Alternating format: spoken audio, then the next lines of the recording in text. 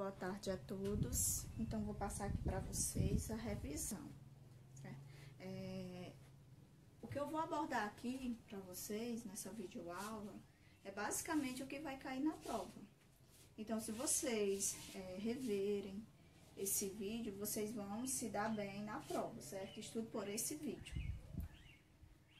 Então, eu vou abordar aqui para vocês apenas o reino porífero e o reino quinidário, certo?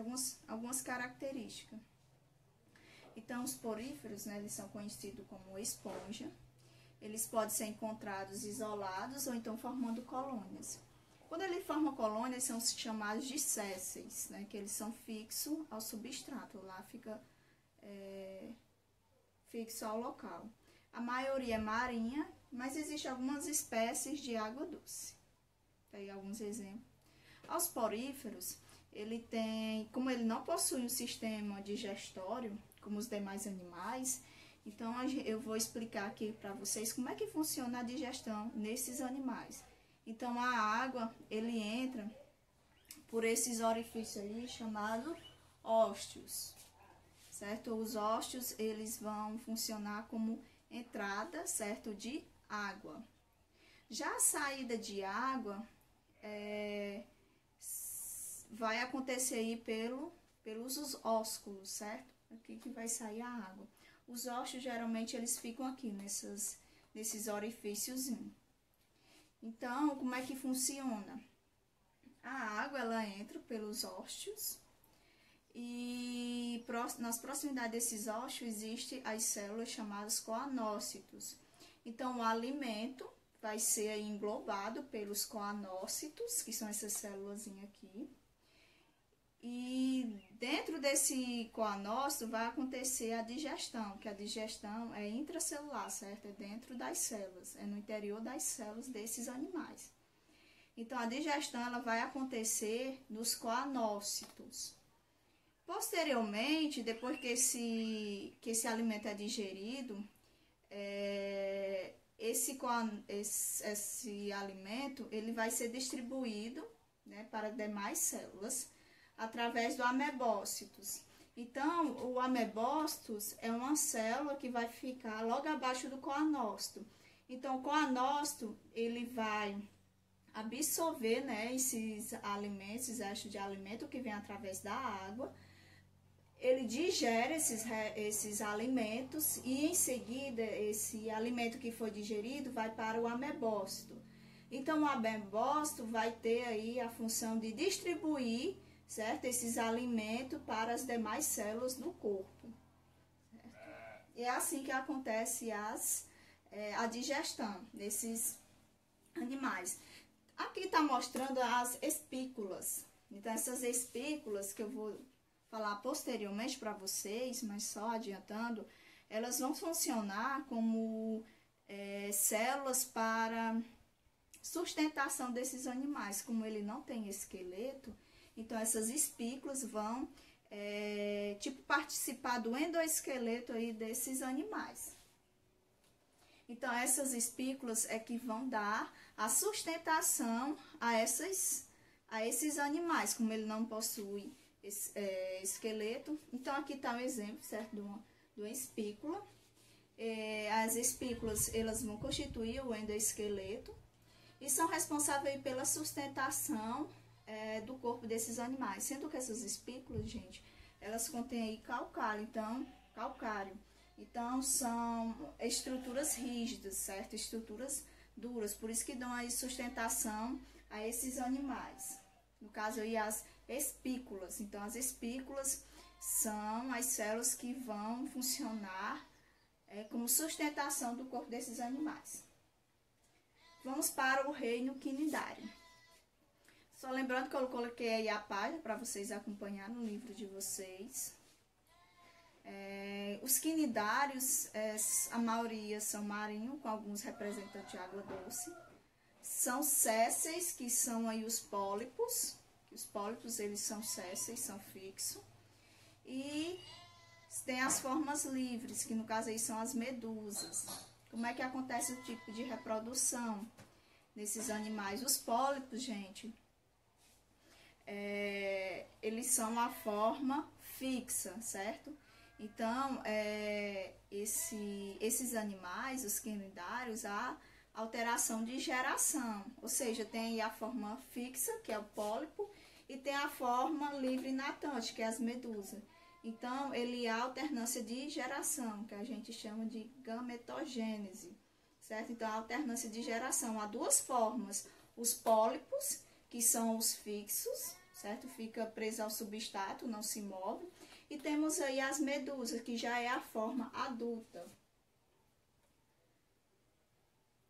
Tá aqui. Temos aqui um esquema ilustrando as etapas do ciclo reprodutivo de uma hidra. Essa hidra aqui já apresenta, né? Temos aqui o macho, temos a fêmea. Então, temos aqui o testículo, onde é expelido os espermatozoides. E o espermatozoide encontra-se com o ovo lá da hidra fêmea, ocasionando aí a fecundação, que dando origem aí ao zigoto e posteriormente o pequeno pólipo. E tá aqui o pólipo adulto. Aqui é o tipo de reprodução sexuada. Além, né, desses, uma outra característica que é comum encontrar nesse reino quinidário é as células urticantes. Então, aquelas células de defesa. O nome dessas células de defesa é o quinidócito, certo? O quinidócito, ele é responsável por produzir uma substância urticante.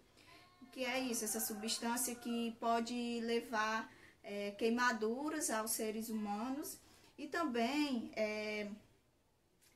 essa substância vai funcionar como material de defesa desses animais, e também para predação, para matar aqueles animais que eles precisam se alimentar.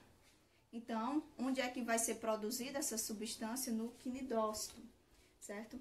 Então, aqui é a cápsula, aqui é o filamento desenrolado, tipo, onde vai sair, né, esse tentáculo aqui é por onde é expelido a substância urticante.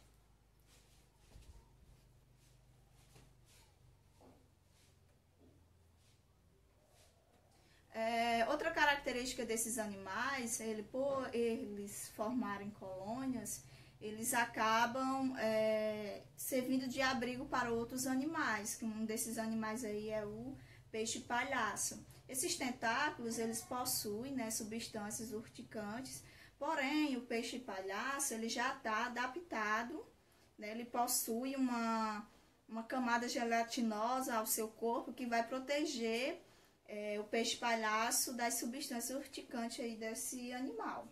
Então, um tipo de adaptação. Temos aqui a classificação dos quinidários.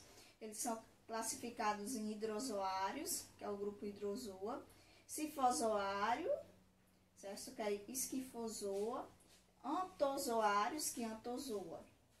Aí temos os representantes, que é a caravela, medusa, sendo que isso aqui, gente, é uma colônia, certo? Onde abriga vários animais aí. Tem os cifozoários, que o representante é as medusas. Antozoários, que os representantes é a anêmora do mar, onde a anêmora possui esses tentáculos, onde geralmente vive o peixe-palhaço. E temos os antozoários. Os antozoários, gente, são aqueles grupos que geralmente formam colônias.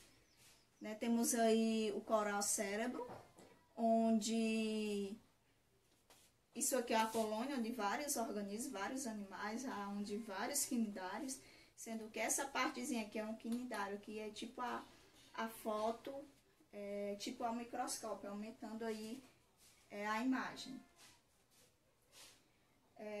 Como esses quinidários, eles formam colônias, e essas colônias, a associação de outros animais, como as algas.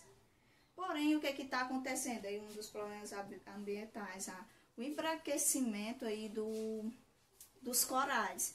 Isso acontece devido à morte das algas, certo? Que colonizam esses corais. Um dos problemas encontrados o porquê que isso está acontecendo é devido ao aquecimento global, que aumenta a temperatura das águas oceânicas e acabam esses animais, essas algas, acabam migrando ou então morrendo por conta das altas temperaturas. Um outro fator, né, que está acontecendo, que já foram realizadas pesquisa, é o uso de protetores solares. Então, as pessoas tomam banho no mar, né, usam grande quantidade de protetores solares, e esses protetores solares, gente, há substâncias tóxicas e acaba aí matando esses animais. E é só isso que eu tenho para mostrar para vocês, certo? Estudem esse vídeo.